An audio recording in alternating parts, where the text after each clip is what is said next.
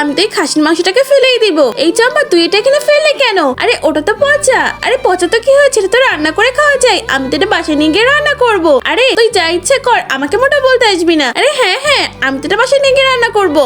আরে মিনা দেখো আমি কি এনেছি, আজ তো ছাগল এনেছি। চলো আমরা দুজন মিলে এটাকে রান্না করি। বন্ধুরা তোমরা যদি আপেল খেয়ে থাকো তাহলে ভিডিওটাকে লাইক করে দাও, আর যদি চকলেট খেয়ে থাকো তাহলে চ্যানেলটাকে সাবস্ক্রাইব করে দাও। আর তুমি কোন ক্লাসে পড়ো তা কমেন্ট করে জানাও। প্রথমেই মাংসটাকে সুন্দর করে ধুয়ে নিতে হবে। আরে এটাকে তো ভালো করে পরিষ্কার করতে হবে। এই তো ধোয়া তো হয়ে গেছে, যাই এটা রান্নাঘরে নিয়ে যাই। এটাকে তো সুন্দর করে মাছ বরাবর কেটে নি। আরে কাটা তো হয়ে গেছে, এবার একটা কড়াইতে রেখে দিই। তারপর একে একে আদা রসুন গাজর সবকিছু কেটে নি। আর কিছুটা পেঁয়াজও কেটে নি আমি। সব তো কাটা প্রায় হয়ে গেছে। এই তো আমার সব কাটা রেডি। যাই এবার এই মশলাগুলো এই এক এক করে খাসির মাংসের মধ্যে দিয়ে দিই। কিছুটা সয়া সস মরিচের গুঁড়া সবকিছু দিয়ে দিই। যাই এবারে খাসির মাংসটাকে সুন্দর করে বারবিকিউ করি। এটা তো ভালো করে পোড়াতে হবে। এটার উপর কিছুটা তেল ব্রাশ করে দিই। আরে এটা তো রান্না করা হয়ে গেছে, এবার তো এটা খাওয়ার পালা।